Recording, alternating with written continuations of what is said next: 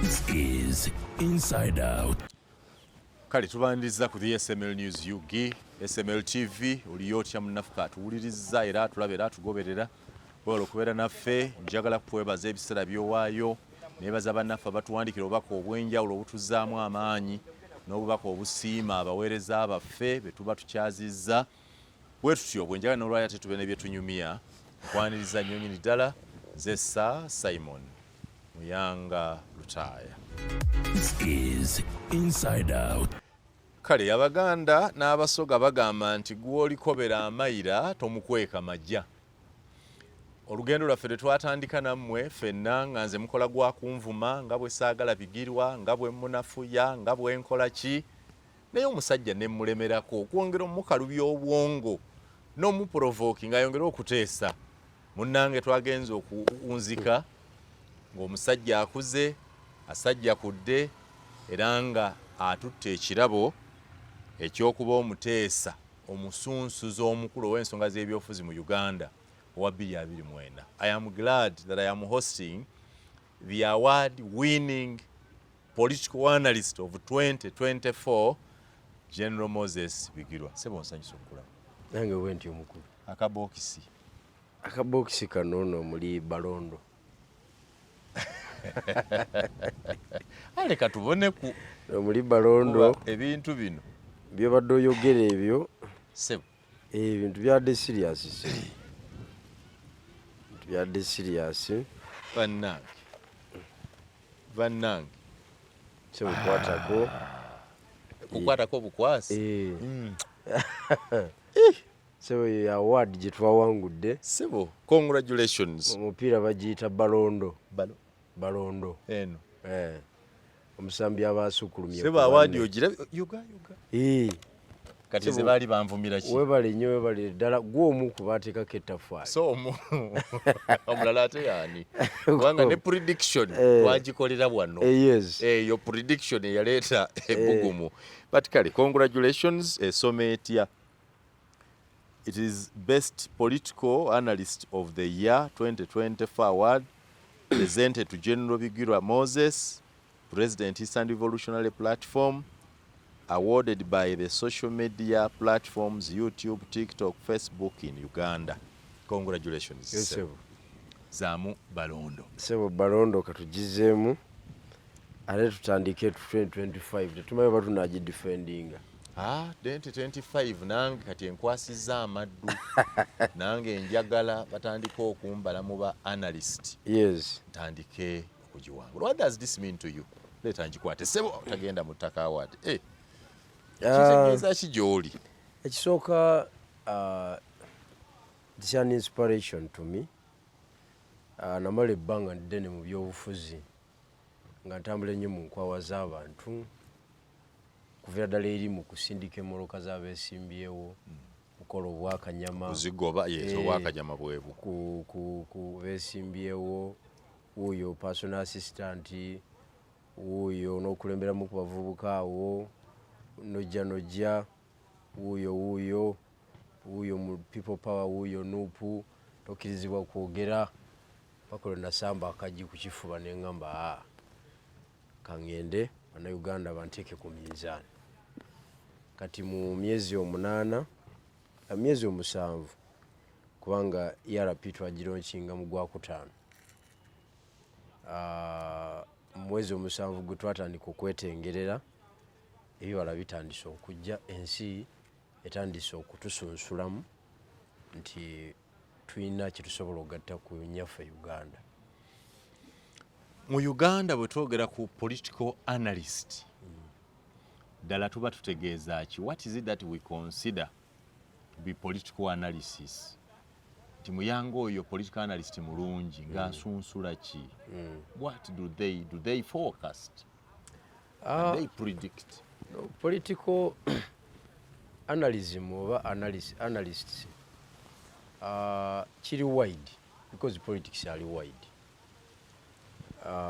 Azingiramu the economics, azingiramu social setup, but in line with the politics, political analyst ye muntu akuleetera ebiseera ebisinga political commentators ababaddewo nga boogera ku byabaddewo, oluusi olina akuleetera kyekitegeeza kino ono kyeyabadde ategeeza ng'abalaba obulabi bano babadde tebakiraba.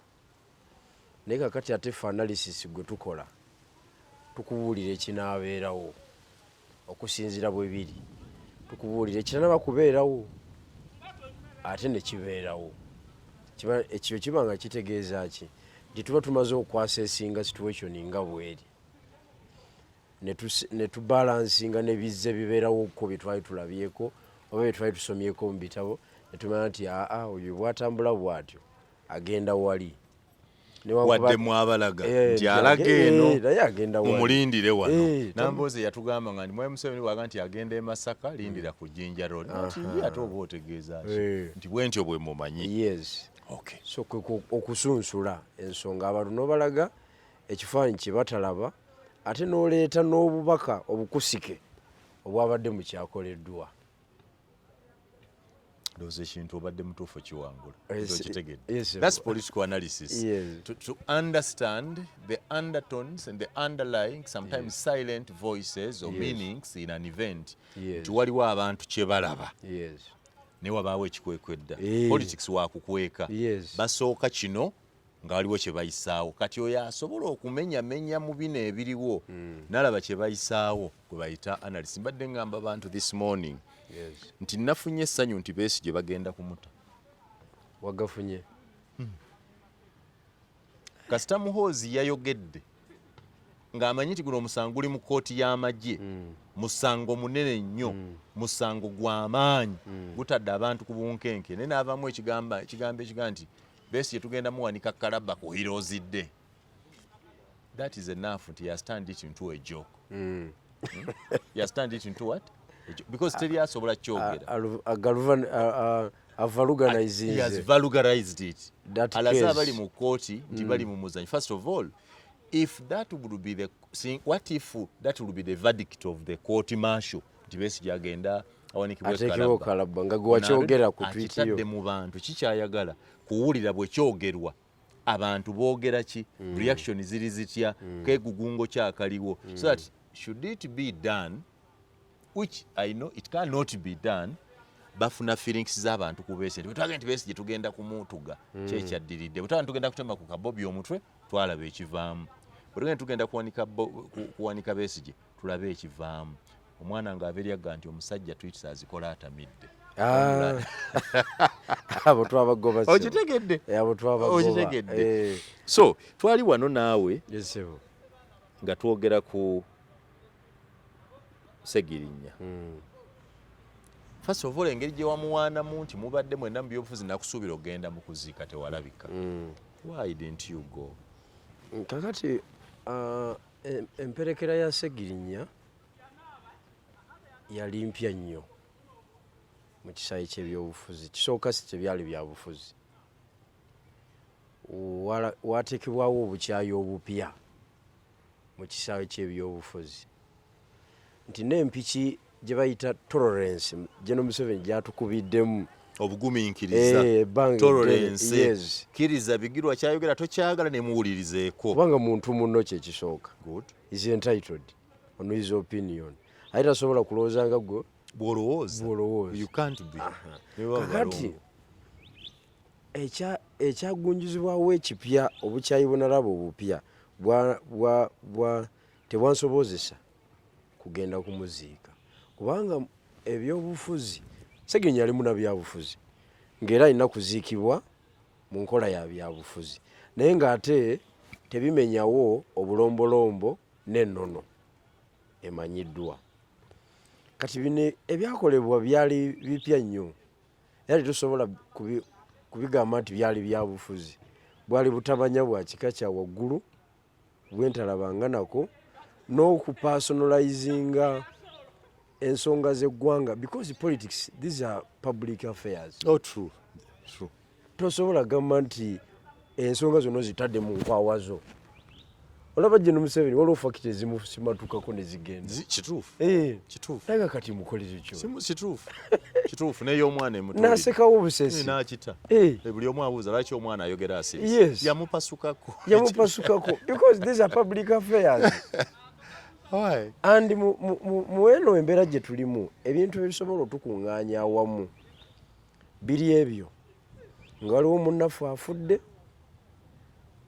tulina okuŋŋaana obubondo bwonna bukuŋŋaana ne tumuwerekera buli omu nga giddemu mu nzija ye era n'okuddayo n'addayo muki mu nzija ye naye nga tukuŋŋaanye ne twogera ku munnaffe. Muslim Brotherhood bwetyo bwe yakolanga. Muslim Brotherhood yatoba ne Mubarak emyaka mingi naye nayo yafuna okutaataaganyizibwa kw'okukwata ensonga abalwanyi ne beeyawulamu ne mubaamu obukundikundi nga bw'omanyi naye nga wabeerawo comrade agwa ti comrade Bigirwa yafudde nga Segirinya bwe yafa ng'ate emundu esooka obukyayi obw'omunda busooka ne bukka wansi ne bawerekera comrade mu big numbers nga kiki kye baayagalanga mu ekyo nti bwe mwesolooza mu bungi ate mukola political statement eri gwe mulwanyisa n'amanya nti muwera asajja bakyali bangi ate bakyalina kasolida ate beeyongedde obukambwe actually n'okufa kwa gundi kwayongedde kubongera maanyi. That is eyo engeri gy'osobola okuyutilizingamu munnammwe ng'akoze eki naye ebeera platform okuadvancinga olutalo so tebeera platform okwongera okukola ki okubaawula n'okuba nafuya era mwe ababeera bakoze ebigambo ebyo ng'ebyakolebwa eyo ekyamazima tebaba mu byabufuzi. That is not politics. Tebakulimba era ekyo tulina tugenda kiteeka mu bitabo nti it was one of the activities zetwakola okuadvancingisa struggle. No way kubanga kuolwo jjajja yawangula jjajja gwe tulwanyisa yaliyo teyaliyo ate yawangula anti yawangula ati wali mbuzize era nga bw'obuzize yawangula ekintu kiri kimu nti asobodde okuteeka olutalo mu Buganda and these are Baganda who are fighting.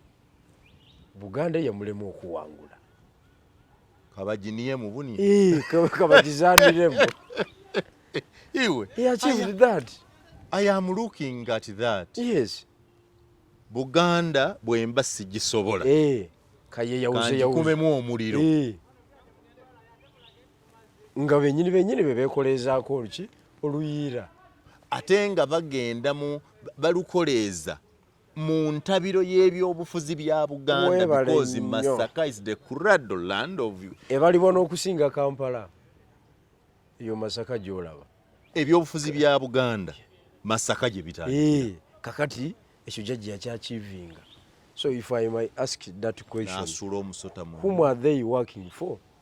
Kakati bakolera jjajja because owa NUP tosobola kuŋŋamba nti owambye Masaka ng'ewalawe yawambibwa omuwangudde convincingly almost 85%. So gwe tolaba omu ku babiri bano nga muwanguzi nze nali ndowooza n'obwongo bwaffe obwa bulijjo bubadde bulaga nti aba NUP be baawangudde kuba be baaziika omufu be baamusitula ewaabwe yaliyo abantu bangi baakola buli kye baayagala ewampuuga neesigala butebe bwereere speeches tezaakolebwa teyali bantu maama byayogera babitankana. One would imagine nti Nuupu ye yawangula. Buli muntu yenna yalaba nti famire yali etegese wali ku kisaawe kubanga maama yakwata omuzindaalo ekyo n'akyogera ababutakyogera oba oli abo baali badde batuufu naye maama yalaga nti muwambe era nasaba pulezidenti w'ekibiina pulezidenti w'ekibiina tugende wali awagazi awagazi tuziike muganda wammwe obulungi kubanga abantu ab'enkizo omanyi ng'egye babaziikamu twakava mu kuziika Frank na Bwiso amaka ge twagalekawo kilomita ezo 2 kituufu ne tugenda ku primary school etumala ate nakyo era twalina olutalo tubeere tetuga nti banne waliwo abannyina abali baga nti tubeera awaka Eh. ne tubagamba bannaye bano abantu 10,000 ogenda bateekawo bagenda nabo okukiraba nga ne bwetutadde twasooka akyala ebisaawe twakozesa bye twasooka Nsuube tugenda okulaba Ensuube nga watono yes ne tweyongerayo kilomita 2 ne tukolera Mutaayi yes buli muntu yavaawo ng'akkiriza nti Frank tumukoze eki tumuwerekedde naye omanyi political factions ezaali awo waliwo eyagaana omuzindaalo ojjukira Nandala Mafaabi aguwa Salamu Musumba Salamu Musumba n'agugaana n'asaba ogwa MC ezo zaali faction bbiri yes kitegedde naye nga weeziri era bakkakkana ne baziika omuntu waabwe butereevu in fact ekiwayi kya Dr. Besigye kyazira okuziika Nabwiiso bajjamu baamuswaba officially baamuta kuba baakiraba nti yagenda okufa nga yeesulikira wa Nandala naye ekyo tekyagaana era bamemba b'ekiwayi ekyo okujja Ssekinnoomu naye babeerawo mu byobufuzi kisobola okwapulayinga kati nti twagala kuziika katugeze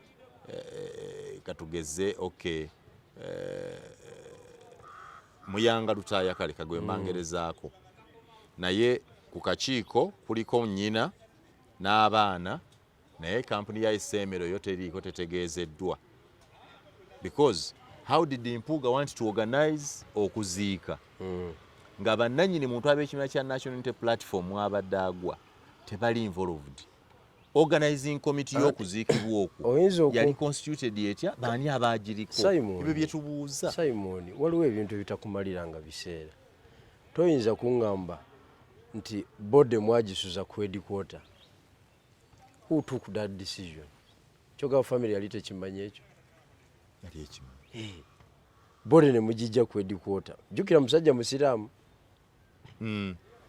ne mugitwala ku parliament yes ne mugitwala ku muzikiti Embogo ne mugitwala ekasangati wona nga mwe muli ni charge era nga mwe muteeseteese nze natuuka ku parliament ne bangaana okuyingira sure yes why era nembivaako Lubongo yanapaakinga n'abuuka mu mmotoka ye nga ku lisiti kwali n'ayitawo n'agenda mu parliament nze nga saakuba nduulu awo bagano genda mu parliament butereevu yes obanga nakeera okuba essuuti y'amaanyi ennyo nga mwenyereketa bulungi nnyo ku mulyango ne bangamba sebo toliiko ku lisiti yabagenda okungubaga kwata bwoti oddeyo nenkomplayinga Lubongo yanampitako nali ndudde n'omulaba ne twebuuzaako awo ye n'ayingira kyokka nze Segirinya teyannuma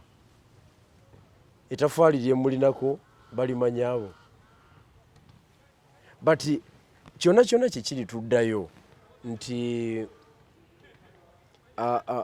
invents ezimu tuzikozesa tutya mu byobufuzi because tulina obuzibu mu byobufuzi bya Uganda abantu tebamanyi kujjayo kukozesa kintu kibaddewo kukijjamu advantage side ekyo kizibu ky'amaanyi buli ekigwawo tukiraba nga kizibu olaba ni mu tweet za General Muhoozi abantu balaba mu leverage okitegedde abantu balaba mu leverage n'ozikozesa n'okimutamya ekyo n'akivaako oyinza zikozesa osobola ng'olina ebikola ebimala n'ozimutamya era nze ekinsalako bikola nze otherwise nalibadde nsobola you can battle him back not even battling him back but you're capitalizingira ku byayogedde gwina okolamu ebirala tabiddamu yes that's how dangerous you are not being dangerous ate Simon Kati oyagala empiki zange ezimusebo nzikuwere kubwerere nze munno kubanga nze munno era naawaadi eno yaffe fembi kituufu nnyo simanyi lwaki bagiwandiise kati yandi Simon Muyanga Lutaaya ne bagiwaggoweka kubanga awaadi eno bannange awaadi eno yaffe ffenna awaadi egenda Busoga era abantu b'e Busoga bandibadde bansanyukirako nnyo because it is the first lwakuba mbadde siriyo naye njagala tutegeke I think we are going to organize tutwalira kyabazinga ogimutwalire yes because we are working, we are building Busoga, because kati Busoga haina balondo first and foremost. Neme kugizamira paka ngetuuse y'omukulu ngisirinze olekitegeera eka ali kuba reported ajo reporting nja ku reporting navwayo ekyo kirungi olekitegeera so but mu mbeera gye tulimu nali sobola genda kuziika muganda wange mu environment era nange mwe nalemerera nali sobola kwonoona twali tugenda kwonoona bwonoonyi so tuva mu kuziika public erimu Nuupu yakoze bulungi, Nuupu yakoze bubi. Mpuuga yakoze bulungi, Mpuuga yakoze bubi. Omukulu n'alangirira nti Mathias Mpuuga mu butongole tumufulumizza. Ekifo kyabadde nakyo ekyobwa leader of opposition bakimuggyako. Abadde akwatiridde ekifo ky'obwa deputy president obwa Buganda nakyo kyaweereddwa Muhammad Muwanga Kivumbi. What do you know about the two people? Comparing yavaawo naddawo. Kakati ekisooka nejjusiza obudde we namala n'abantu nga Muwanga Kivumbi nga ndowooza nti bamanyi ebyobufuzi naye nga bulekazi. It was a lot of time. Yes. Ebusoga tulina olugero lukoba nti engozi eyayita omwana oli bw'ogibona ogikola otya ogyewala Mpuuga nga bwe yafa tiimu eyamutta soka nti tiimu eyamuzimba n'emuwanika n'emwanjala n'emukuba wansi ye yasomedde eddala erinnya ly'ono nga tewali akyuseemu n'ogu ate natunulidde Muwanga neŋŋamba Muwanga wamalira obudde tomanyi because tomanyi eri tiimu ezannya etya eri tiimu ezannya nti Buganda yali erina akatiimu keezimbye kaba politician 7 omu n'asigala Kasibante abalala ne basigala mu political mainstream Nakanyi Lukwago ne yeenegula azanyira wala akweka first omutuukako naye bikirwa Lukwago azanyira wala akweka first omutuukako muli oleta panchizo azivaamu okay kakati bano bajja mu ringi olwo musanvu osigazza mwani ati kakati Namboze Lukwago avuddemu azanyira wala Namboze Kasibante asigadde mu kyalo tayiseewo Mpuuga Namboze Semuju Muwanga Kivumbi Segona kati Segona naye bamufulumya ne wali ku kitebe bamututeeka guddeyo awe Makerere Kavule okumufulumya bati ebyobufuzi ali ku periferi basenda busenda tasobola kwogera kigambo kyonna muntu wa bulijjo nnyo in fact nze nina emirembe okumusinga anti kati obuzibu Segona si foot soldier abo batwakuzibwa mmengo abo kakati ye jjajja si musiru bali tiimu ye gye yaleetera kyoleta jjajja mu bintu bino anti jjajja gwe wakyawa bukyayije jjajja musajja wattu agirawa jjajja si kumukyawa nkulaga maanyi ge gatukozesezzaako okumudifeatinga olina okugamanya jjajja alina ba agent be bayita ba silipa agent be yatuwa eno bazannya omupiira bafulumya buli amanyi ogusiba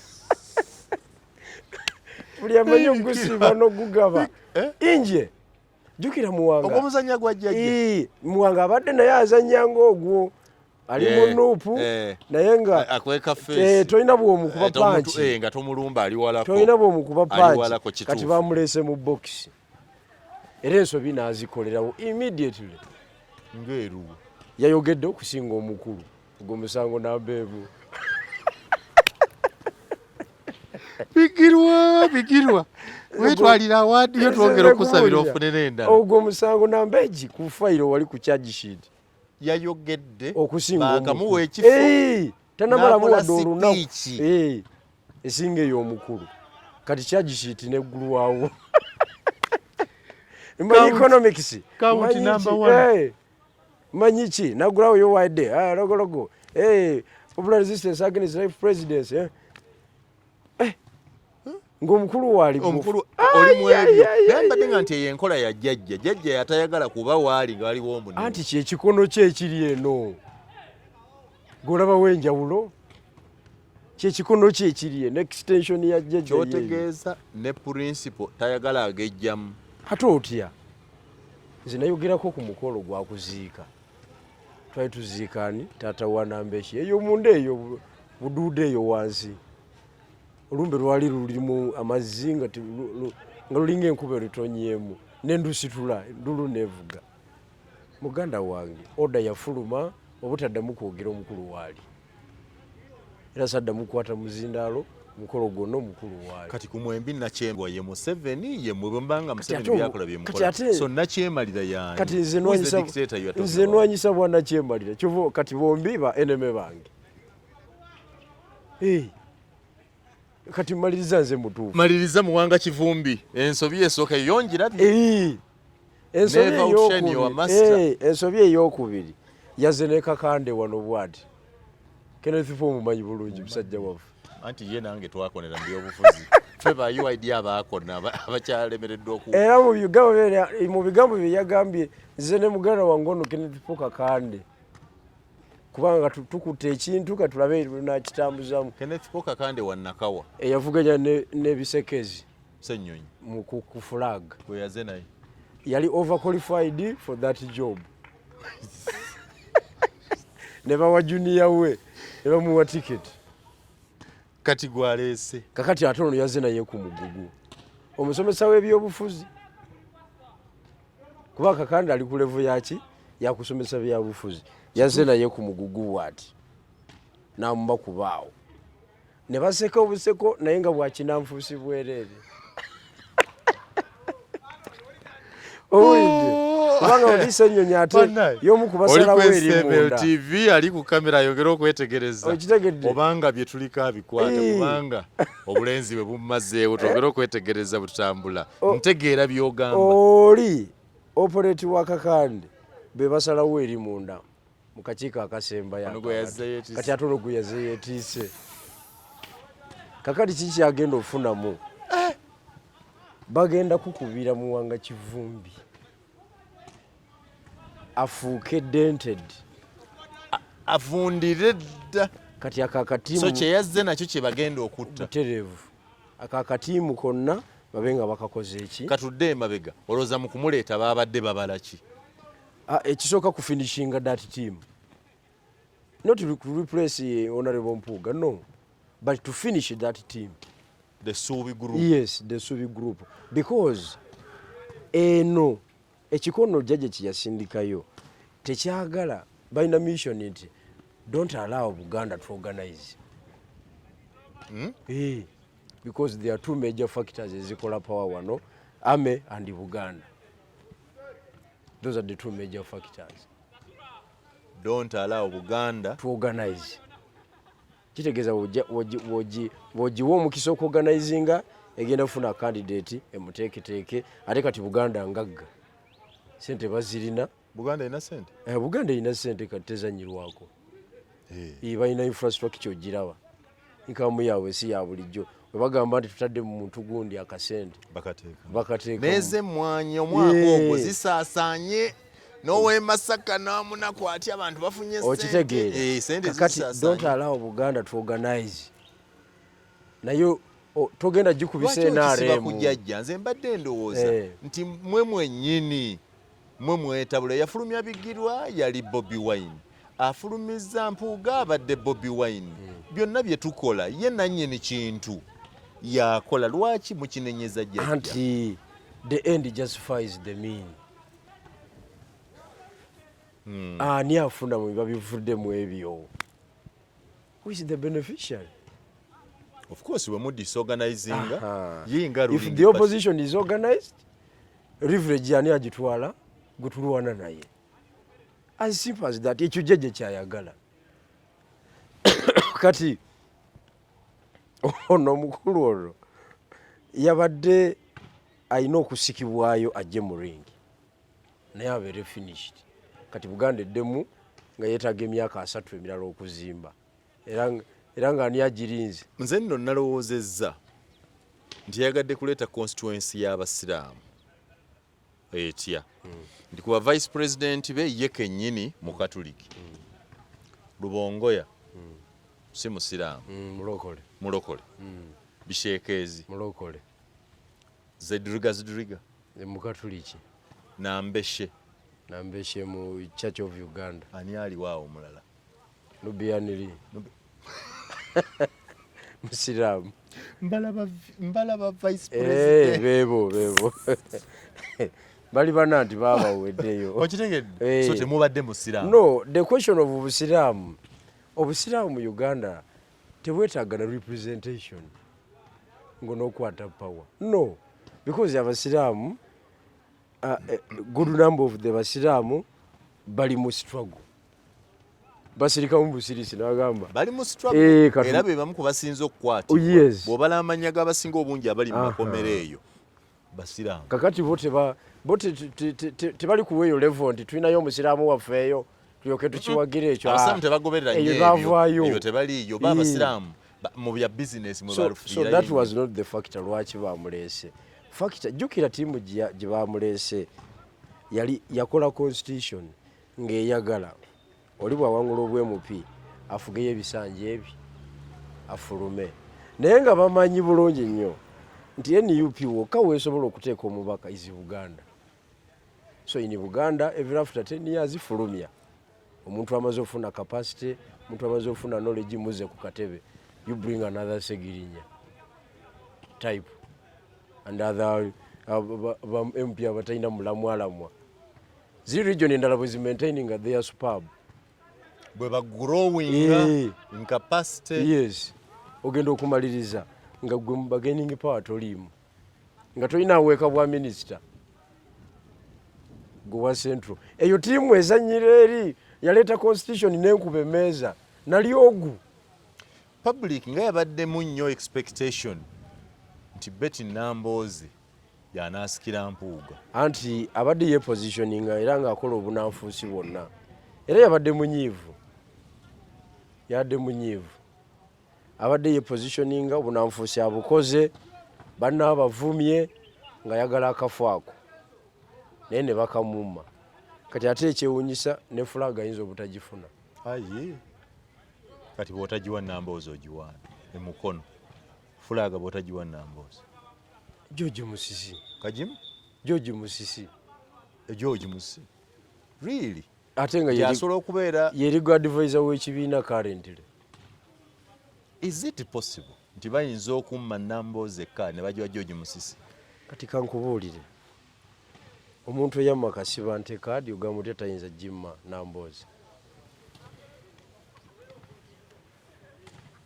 Omuntu eyamma Samuel Lubega Mukaaku kaadi ogamba otya nti tasobola jimma Nambooze. Mukaaku kuva ku bino byebonoonesa ennaku zino yali kikondo kyamaanyi mu formation ya People Power, kikondo kyennyini. So kakati nze bitebineewuunyisa obisuubira eyo bwe tubagimaliriza. Nze Simon Muyanga Lutaaya.